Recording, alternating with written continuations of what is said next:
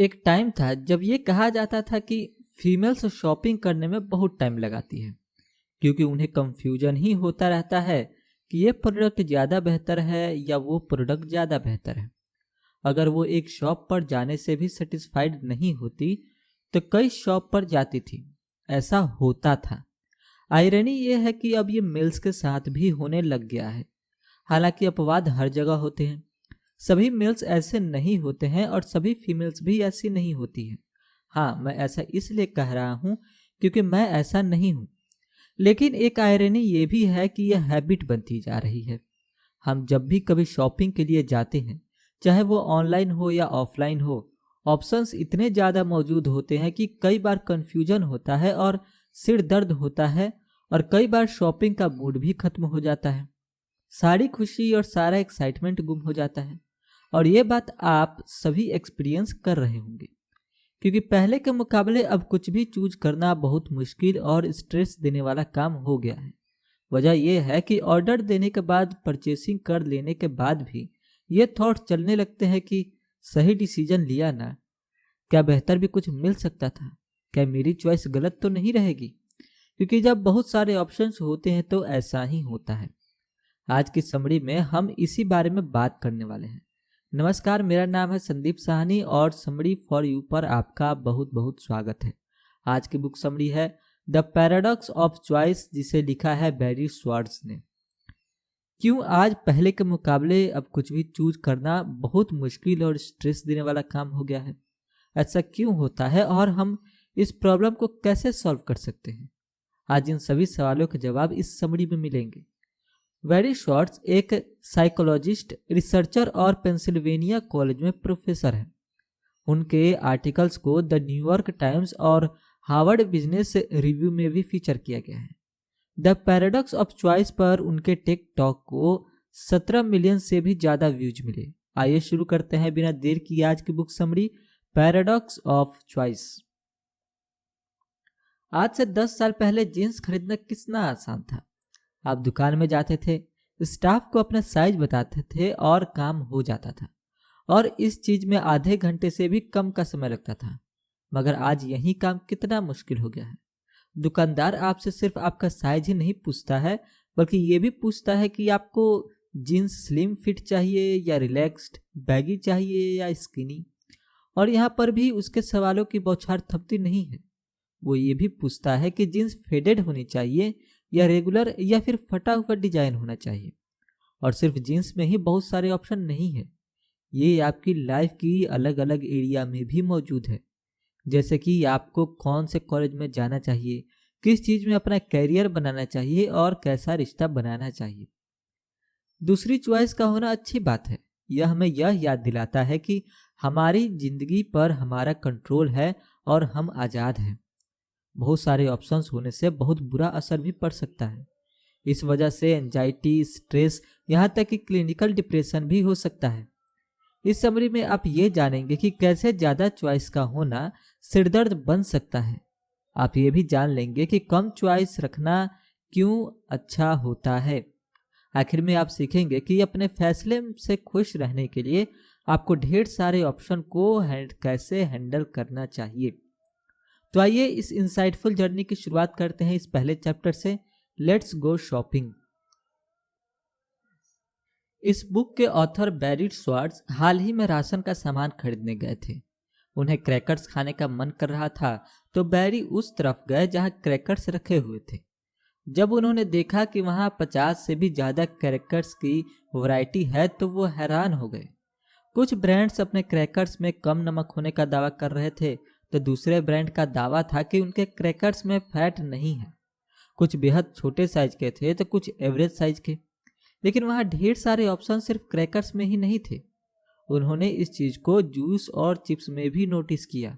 यही चीज़ उन्होंने दवाई, शैम्पू, साबुन और डेंटल फ्लॉक्स में भी देखा। आमतौर पर एक सुपरमार्केट में 30,000 से भी ज़्यादा आइटम होते हैं। ऊपर से हर साल कम से कम 20,000 नए प्रोडक्ट्स को ऐड किया जाता है। अगर किसी एक ब्रांड का क्रैकर आपको अच्छा नहीं लगता तो आप दूसरा ब्रांड ट्राई कर सकते हैं। लेकिन सिर्फ अलग अलग तरह के ऑप्शंस में से चुनना ही इकलौती उलझन नहीं होती है जिसका सामना हमें करना पड़ता है। हमें हमारे राशन के सामान के दाम को भी ध्यान में रखना होता है। जो सामान आप ले रहे हैं क्या उस दाम के लायक है? क्या उसका स्वाद अच्छा है या क्या उसमें सोडियम और फैट कम है? हो सकता है कि आप राशन का सामान लेते वक्त कार्बोहाइड्रेट्स का परसेंटेज या कैलोरीज के बारे में चिंता नहीं करते होंगे, पर फिर भी ढेर सारे ऑप्शन होने की वजह से आपकी जिंदगी के दूसरे कई पहलुओं पर असर पड़ सकता है। इसके कुछ एग्जाम्पल हैं। गैजेट और अप्लायंसेस। कुकी का बॉक्स खरीदने के मुकाबले एक फ़ोन खरीदते समय हमें ज़्यादा ध्यान देना पड़ता है। फ़ोन महंगे होते हैं, इसलिए आपको इस बात का ध्यान रखना पड़ता है कि वो लंबे समय तक चले और अपने दाम के लायक हों। पर गैजेट के एक स्टैंडर्ड दुकान में सिर्फ एक ब्रांड या एक मॉडल का फ़ोन नहीं बेचा जाता है।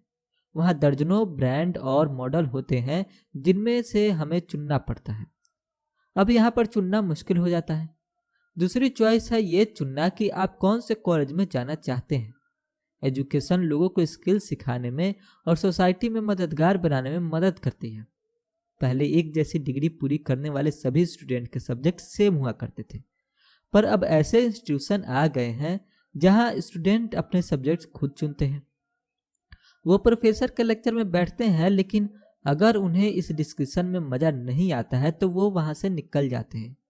फिर वो स्टूडेंट से दूसरे क्लास में जाकर देखते हैं कि उन्हें वहाँ पढ़ाया जाने वाला सब्जेक्ट या टॉपिक पसंद आ रहा है या नहीं। स्टडीज से पता चला है कि लोग अब शॉपिंग करने में ज़्यादा समय बिताते हैं, और इसमें कोई हैरानी की बात नहीं है क्योंकि अब चॉइसेस ही इतने बढ़ चुके हैं।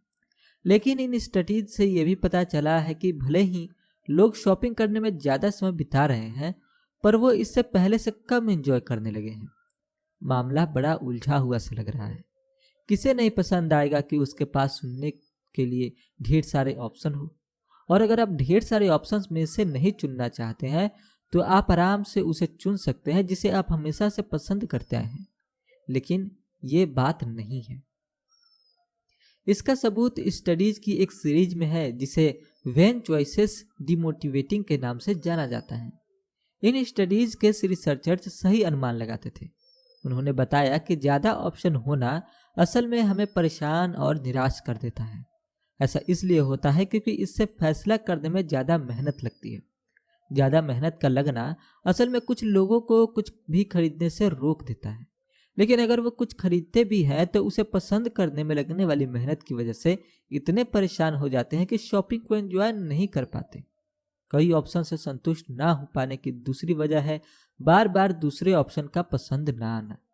जैसे मान लीजिए कि लीजा 1 घंटे तक सोचने के बाद किसी ब्रांड के परफ्यूम को खरीदने का फैसला करती है, लेकिन जब आखिर में वो उसे खरीद लेती है तो उसे खुशी महसूस नहीं होती। ऐसा इसलिए होता है क्योंकि वो ये सोचती रहती है कि शायद वो दूसरा परफ्यूम चुन सकती थी। इसलिए बहुत सारे ऑप्शन का होना असल में अच्छी चीज नहीं है। ये परेशानी का कारण बन जाता है और इसे ही पैराडॉक्स ऑफ चॉइस कहा जाता है। आई एम श्योर कि ये कॉन्सेप्ट क्लियर हो गया होगा। तो फिर बढ़ते हैं आगे नेक्स्ट चैप्टर की ओर, डिसाइडिंग एंड चूजिंग। किसी भी प्रोडक्ट को, वस्तु को चूज करना बहुत मुश्किल होता है, खासकर तब जब सारे ऑप्शंस अच्छे होते हैं। जैसे मान लीजिए कि जेरेमी नए अपार्टमेंट में शिफ्ट होने का प्लान बना रहा है। इसके लिए उसे हर ऑप्शन के प्राइस, लोकेशन, सेफ्टी और कंडीशन को ध्यान में रखना होगा, और यहीं से जेरेमी की परेशानी शुरू होती है। जैसा घर उसे चाहिए था उस बजट में, लोकेशन पर और कंडीशन में, कुछ अपार्टमेंट से उसे पसंद आते हैं। जेरेमी ये भी देखता है कि उनमें से सभी अपार्टमेंट बिल्कुल सेफ है। अब उसे कौन सा अपार्टमेंट चुनना चाहिए? उसे कौन से फीचर को प्रायोरिटी देनी चाहिए? क्या जेरेमी को शहर के पास रहने के लिए महंगी जगह को चुनना चाहिए? सही डिसीजन लेने में आमतौर पर आपके गोल शामिल होते हैं। आपको तय करना होगा कि हर गोल आपके लिए कितना जरूरी है। नेक्स्ट, आपको अपने ऑप्शंस पर ध्यान देना होगा। आखिर में सभी ऑप्शंस को इवैल्यूएट करें और उनमें से उस ऑप्शन को चुनें जो आपके गोल्स को पूरा करने का ज़्यादा चांस रखता हो। जेरेमी का गोल था रेंट पर एक अच्छा अपार्टमेंट लेना। जब टाउन में अपार्टमेंट लेने की बात आती है तो उसके पास कई ऑप्शन थे। उसने हर अपार्टमेंट को अपनी डेफिनेशन के हिसाब से चेक किया था कि अच्छा अपार्टमेंट कैसा होना चाहिए। उसने तय किया कि अच्छा अपार्टमेंट वो होगा जो नया बना हो और मॉल और ट्रेन के स्टेशन के नज़दीक हो। असल में अपने गोल्स को तय करना बहुत मुश्किल हो सकता है। आपका प्लान होता है खुद से ये जरूर पूछना कि आप क्या चाहते हैं। हालांकि आप क्या चाहते हैं ये पता होने का मतलब है पहले से ये सोच कर रखना कि आपकी चॉइस की वजह से आपको कैसा महसूस होगा। और ये करना कोई आसान चीज नहीं है। हम क्या चाहते हैं इसे तय करना मुश्किल क्यों है? इसकी कई अलग अलग वजहों में से एक है पीक एंड रूल। इस बारे में साइकोलॉजिस्ट और Nobel prize winner Daniel Kahneman ने बताया है। कोई एक्सपीरियंस कितना अच्छा है इससे पीक एंड रूल में दो चीजों के हिसाब से तय किया जाता है, जो है जब वो एक्सपीरियंस अपने पीक पर था तो आपको कैसा महसूस हुआ, और जब वो एक्सपीरियंस खत्म हो गया तब आपको कैसा महसूस हुआ था। आइए इसे एक एग्जांपल से समझते हैं। मान लीजिए कि आपने अक्टूबर में 2 बार वेकेशन पर जाने का प्लान बनाया। पहली बार छुट्टी सिर्फ 1 हफ्ते की थी। भले ही वो कम समय की थी, पर आपने बीच पर स्विमिंग करना और नए फ्रेंड्स बनाना बहुत एंजॉय किया। इस खुशी में आपकी छुट्टियां कब भी खत्म हो गई आपको पता ही नहीं चला। दूसरी बार की छुट्टी 3 हफ्तों की थी। ये आपकी पहली छुट्टी के मुकाबले ज्यादा लंबे समय के लिए थी। इसमें भी आपको मजा आया। हालांकि आखिरी के कुछ दिनों में ये छुट्टी बहुत बोरिंग हो गई थी। आप सोचेंगे कि दूसरी छुट्टी के मुकाबले में पहली छुट्टी ज्यादा अच्छी थी। ऐसा इसलिए क्योंकि हमारा माइंड किसी एक्सपीरियंस की इंटेंसिटी पर ध्यान देता है। पहली छुट्टी में आपको ज्यादा मजा आया था, इसलिए आप सोचेंगे कि वो ज्यादा अच्छा वेकेशन था। लेकिन यह सच नहीं है। दूसरे वेकेशन में आपको ज्यादा समय तक रिलैक्स करने को मिला था। आपका माइंड इसे मानने से इनकार कर देता है क्योंकि वो किसी एक्सपीरियंस की इंटेंसिटी को प्रायोरिटी देता है। तो अगर आपके माइंड में भेदभाव है तो आप क्या कर सकते हैं? क्या इससे बाहर निकलने का कोई तरीका है? तो जवाब है बिल्कुल है। और ऐसा आप अपने गोल्स को क्लियरली सेट करके कर सकते हैं। नेक्स्ट चैप्टर है when only the best will do. अब सही चीज को चुनने में आपके गोल्स और वैल्यूज शामिल होते हैं। मैक्सिमाइजर उस इंसान को कहा जाता है जिसका गोल होता है सबसे बेस्ट चीज चुनना। सेटिस्फायर वो इंसान होता है जो ऐसी चीजों को भी चुन लेता है जो उसे थोड़ी सी भी अच्छी लगती है। जैसे मान लीजिए कि वॉल्टर एक मैक्सिमाइजर है। जब वो कोई नया स्वेटर खरीदने का फैसला करते हैं तो वो जानना चाहते हैं कि कौन सा स्वेटर सबसे बेस्ट है। वॉल्टर अपने फेवरेट दुकान में जाते हैं और उन्हें एक क्यूट सा स्वेटर मिलता है जो उन्हें पसंद आ जाता है। वो उनके बजट में था, उन्हें बहुत अच्छे से फिट आ रहा था और उसका कपड़ा भी बहुत अच्छा था। पर क्योंकि वॉल्टर एक मैक्सिमाइजर है इसलिए वो क्यूट स्वेटर को नहीं खरीदते। इसके बजाय वो दूसरी दुकान में जाते हैं और दूसरे स्वेटर को ट्राई करते हैं। एक मैक्सिमाइजर को अपने आप को विश्वास दिलाना पड़ता है कि उनकी खरीदी हुई हर चीज सबसे बेस्ट और अच्छी है। इसलिए वो एक के बाद एक दुकान में जाने में अपना समय बर्बाद कर देते हैं। अगर आपको बहुत सारे ऑप्शन में से चुनना पड़े तो इससे थकान और निराशा भी हो सकती है। बेशक सभी ऑप्शंस को टेस्ट करना मुश्किल नहीं है, पर मैक्सिमाइजर उस गोल तक पहुंचने की कोशिश करते हैं। वो कपड़े देखने में और उनके बारे में जानने में कई घंटे बिता देते हैं। अगर एक मैक्सिमाइजर अपनी खरीदी हुई चीज से संतुष्ट ना हो तो भी ये कोई हैरानी की बात नहीं है। एक बार फिर से बता दें कि कई सारे ऑप्शंस में से चुनने में लगने वाली मेहनत की वजह से शॉपिंग करने का मजा खत्म हो जाता है। मैक्सिमाइजर का उल्टा होता है सेटिस्फायर। सेटिस्फायर अपनी पसंद की हुई अच्छी चीज से संतुष्ट हो जाते हैं। जैसे कि मान लीजिए कि जूलिया एक सेटिस्फायर है। वो एक स्वेटर खरीदती है जो उनका बजट में है और उन पर अच्छा लग रहा है। सेटिस्फायर अपनी चॉइस से तब तक खुश और संतुष्ट रहते हैं जब तक वो उनके स्टैंडर्ड के हिसाब से होता है। ऐसा कहने का मतलब ये नहीं है कि सेटिस्फायर एवरेज चीजों को पसंद कर लेते हैं। सेटिस्फायर के भी अपने स्टैंडर्ड होते हैं, पर उन्हें पता होता है कि ये चीज मेरे लिए काफी अच्छी है। ऐसा कब कहना है? वही मैक्सिमाइजर है। हमेशा दूसरे ऑप्शंस को देखते रहते हैं और चाहते हैं कि उनके पास सबसे बेस्ट चीज हो। ये हर इंसान पर डिपेंड करता है कि वो मैक्सिमाइजर है या सेटिस्फायर। लेकिन सभी को मैक्सिमाइजर होने के नुकसान के बारे में पता होनी चाहिए।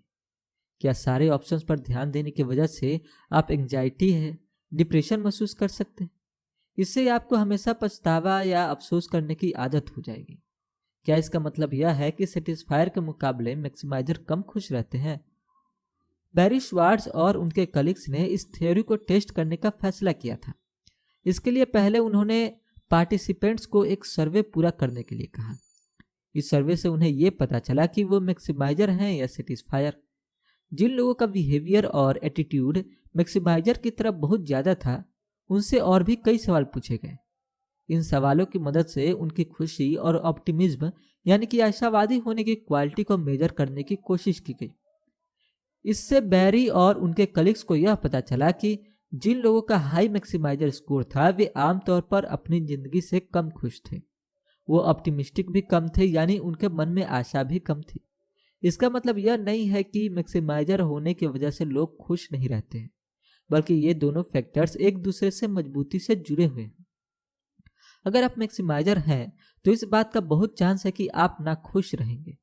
हालांकि आप अपनी आदत को बदल सकते हैं और इसके बजाय एक सेटिस्फायर बन सकते हैं। नेक्स्ट चैप्टर है चॉइस एंड हैप्पीनेस।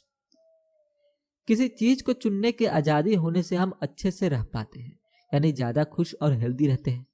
चॉइस से हमें दो वैल्यूज मिलती है, इंस्ट्रूमेंटल और एक्सप्रेसिव वैल्यू।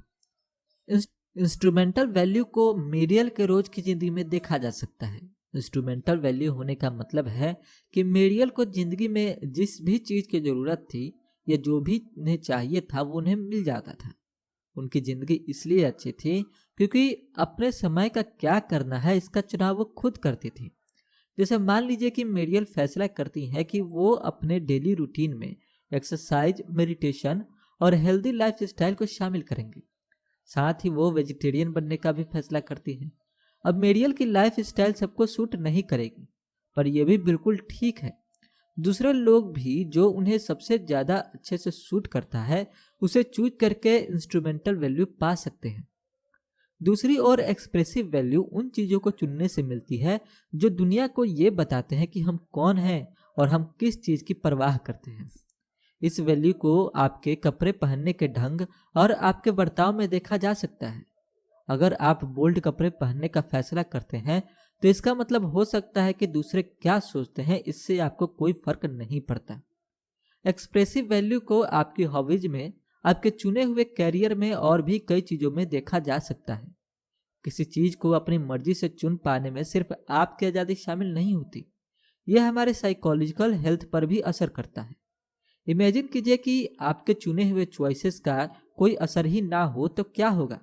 जैसे मान लीजिए कि आप एक बेहतर इंसान बनने की कोशिश करते हैं, पर चाहे आप कुछ भी कर लें, आप कोई ना कोई गलत चीज कर ही देते हैं और इसलिए आप हार मान लेते हैं।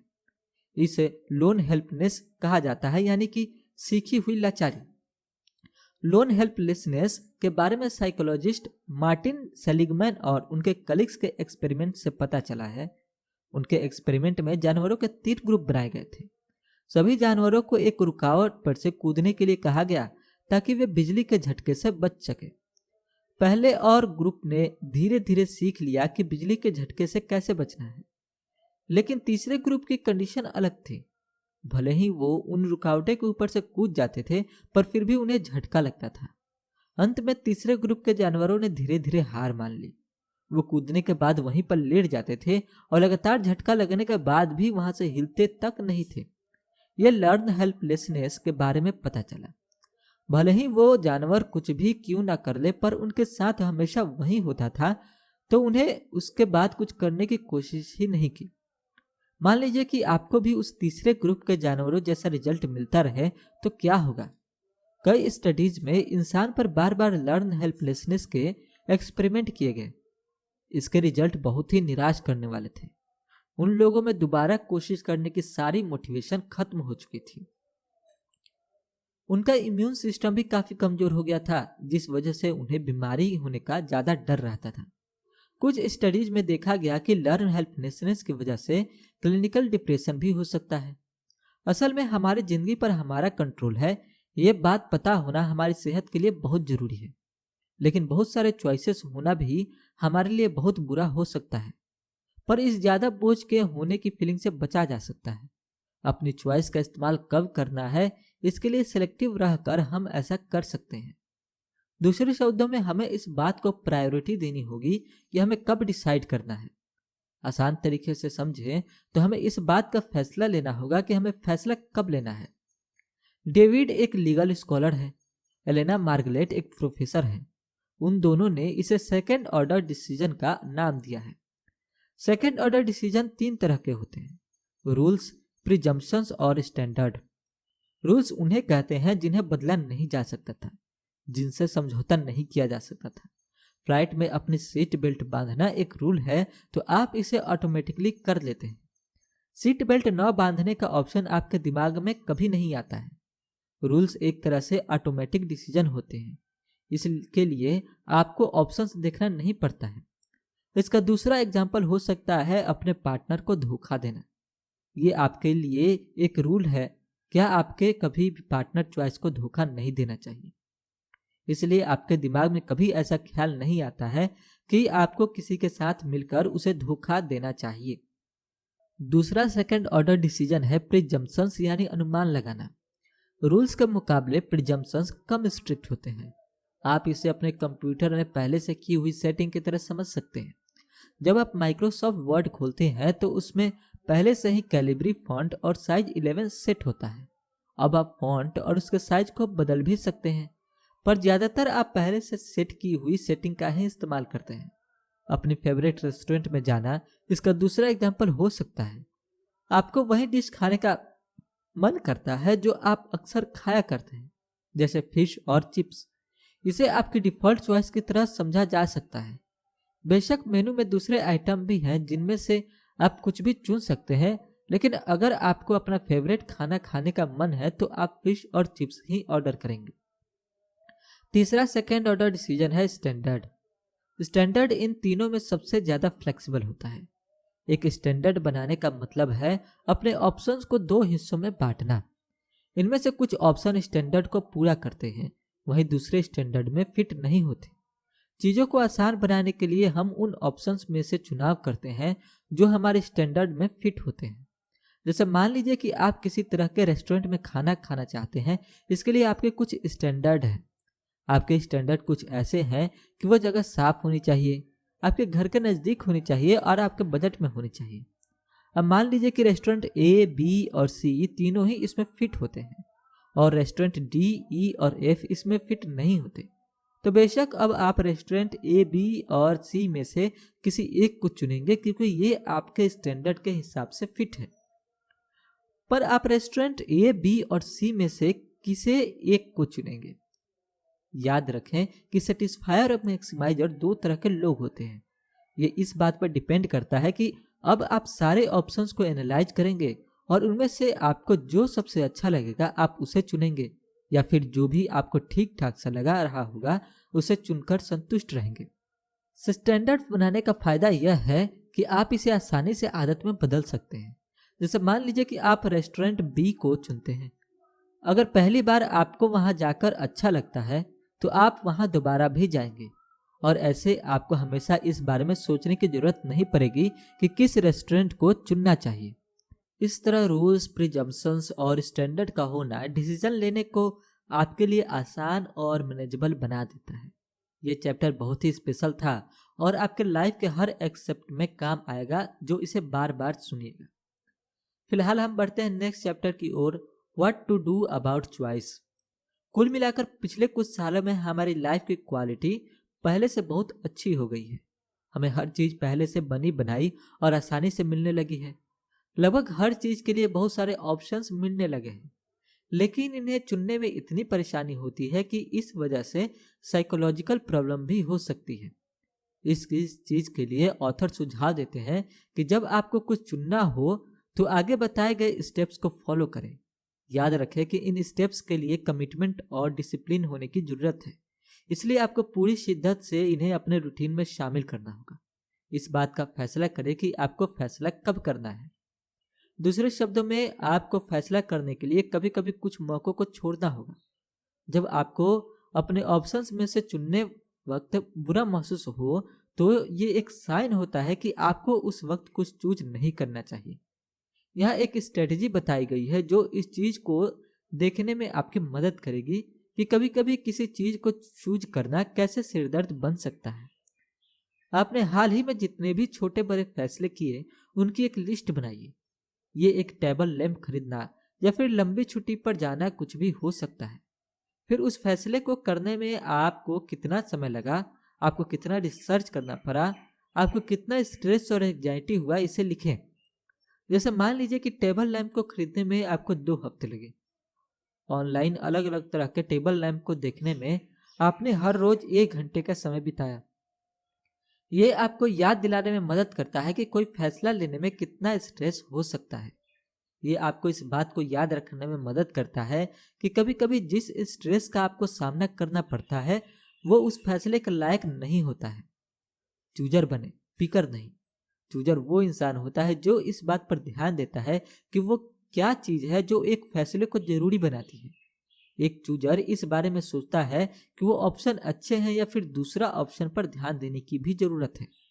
वहीं पिकर वो इंसान होता है जो कुछ भी अवेलेबल होता है तो उसमें से ही सिलेक्ट कर लेता है।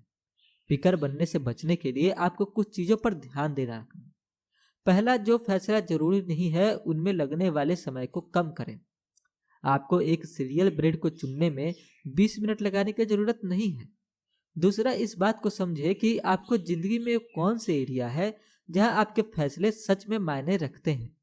एक सीरियल को चुनना यानी कि अनाज को चुनना करियर को चुनने का फैसला लेने के मुकाबले इतना जरूरी नहीं है। इसलिए चीजों को सही तरह से प्रायोरिटी देना चाहिए। ज्यादा सेटिस्फायर बने और मैक्सिमाइजर कम बने। अगर आप एक मैक्सिमाइजर हैं तो सेटिस्फायर के लिए जो चीजें ठीक ठाक अच्छी हैं उनमें संतुष्ट हो जाने के माइंडसेट को अपनाना शुरू करें। याद रखें कि सेटिस्फायर एवरेज चीजें नहीं चुनते या अपने मन को मारकर कोई चीज चूज नहीं करते। उन्हें बस अपने स्टैंडर्ड का पता होता है और वो भी चीजों चुनने में ज्यादा समय बर्बाद नहीं करते। अगर आप एक सेटिस्फायर बनना चाहते हैं तो एक आदत है जिसे आप अपना सकते हैं। अपने लाइफ के किसी ऐसी सिचुएशन के बारे में सोचिए जहां आप कंफर्टेबली उस चीज को चुन सकते हैं जो आपके लिए अच्छी हो सकता है कि इसका मतलब फोन ए और सी के बजाय फोन बी को खरीदना अच्छा हो, क्योंकि फोन बी आपके लिए ठीक ठाक अच्छा है। फिर आप फोन के लिए इस्तेमाल किए गए सेम थिंकिंग पैटर्न को अपनी जिंदगी के दूसरे एरिया में भी अप्लाई कर सकते हैं। अपने फैसले को नॉन रिवर्सिबल बनाएं, यानी कि ऐसा बनाएं जिन्हें बदला नहीं जा सकता हो। लगभग हर इंसान किसी ऐसी दुकान को चुनता है जहां पर चीजें रिटर्न की जा सकती हो, पर अपना मन बदल पाने की आजादी होने से आपको बस अपनी चॉइस को लेकर स्ट्रेस और अफसोस होता रहेगा। इसलिए ऐसे फैसले लें जिन्हें बदला नहीं जा सकता हो। ऐसे फैसले लेने से आपको दूसरे अवेलेबल ऑप्शंस के बारे में कम सोचने में मदद मिलती है। एग्जाम्पल के लिए, एक रिलेशनशिप में होने का मतलब है सिर्फ एक इंसान के लिए कमिटेड रहना। अगर आप इस बारे में सोचने लगेंगे कि कैसे दूसरे लड़के और भी ज्यादा अच्छे हो सकते हैं तो आपको उनके पीछे जाने का मन करेगा। इस सिचुएशन में आप ये कर सकते हैं कि अभी जो आपका पार्टनर है उस पर और आप अपने रिलेशनशिप को कैसे इम्प्रूव कर सकते हैं इस पर ध्यान दें। अगर वैसा हो तो क्या होता है, इस बातों के बारे में सोचने से बस आपकी परेशानी ही बढ़ेगी और आपके हाथ कुछ नहीं आएगा। और अब वो मोड जिसे हम कहते हैं कंक्लूजन, यानी समरी के जितने भी चैप्टर्स हमने पढ़े और सुने उनकी की लर्निंग्स को हम यहाँ रिवाइज करेंगे। तो सबसे पहले आपने जाना कि हर चीज के लिए आज सभी के पास बहुत सारी चॉइसेस मौजूद हैं, जैसे food products, skin care products, smartphone, colleges, courses, job और भी ना जाने कितना कुछ। शॉपिंग करने में आजकल लोग पहले से ज्यादा समय बिताने लगे हैं। हालांकि रिसर्च से पता चला है कि ज्यादा ऑप्शन होने से हम खुश नहीं होते। असल में ज्यादा चॉइस होने की वजह से साइकोलॉजिकल प्रॉब्लम भी हो सकती है। ऐसा इसलिए क्योंकि ज्यादा ऑप्शंस में से चुनने में लगने वाली मेहनत ज्यादा ऑप्शन होने की खुशी को खत्म कर देती है। दूसरा, आपने मैक्सिमाइजर और सेटिस्फायर के बारे में जाना। जो लोग मैक्सिमाइजर होते हैं वे सभी ऑप्शंस को देखते हैं ताकि वो सबसे बेस्ट चीज को चूज कर पाए।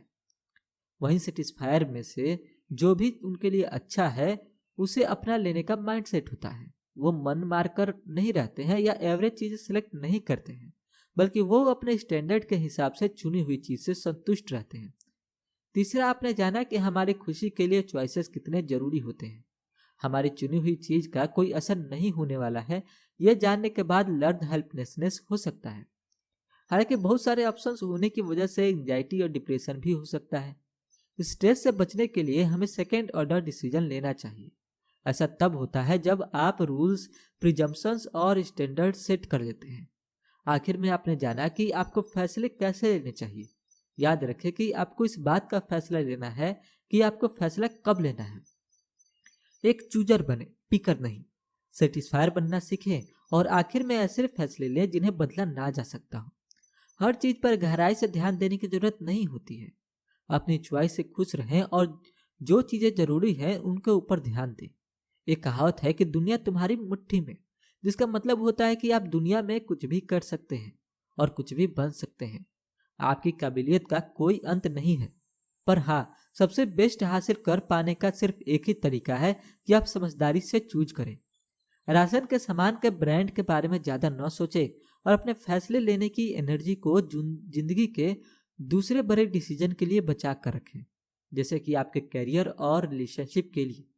जब बात फैसला लेने की आती है तो खुद को लिमिट में रखने से आपको जिंदगी में ज्यादा खुश रहने में, ज्यादा कामयाब महसूस करने में और ज्यादा संतुष्ट रहने में मदद मिलेगी। और जो सेटिस्फाइड है वही आज के दौर में सबसे ज्यादा रिच है। इसी मोड़ पर यह समरी यहीं पर समाप्त होती है। And I am damn sure कि पिछले कुछ डिकेड से जो जिंदगी में बदलाव आए हैं और बदलाव को जो हम नोटिस नहीं कर पा रहे थे और जिस उसका कितना इम्पैक्ट हो सकता है हमारी लाइफ में, उसके बारे में अवेयर कर जाती है। अगर हम ओवर अवेयर हैं, अलर्ट हैं, तो डेफिनेटली हम अपनी लाइफ को सही डायरेक्शन में और ले जा सकते हैं और खुश भी रह सकते हैं। एंड आई नो कि हम ऐसा करने वाले हैं। बहरहाल, इस समरी का कौन सा चैप्टर आपके लिए सबसे ज्यादा बलवान मोमेंट था, ये हमें जरूर बताएं। कमेंट सेक्शन में आपके कमेंट्स का इंतजार रहेगा। बहुत जल्दी मुलाकात होगी एक नई बुक समरी के साथ। तब तक रखें अपना बेहतर ख्याल। सुनते रहिए समरी फॉर यू। जय हिंद, जय भारत।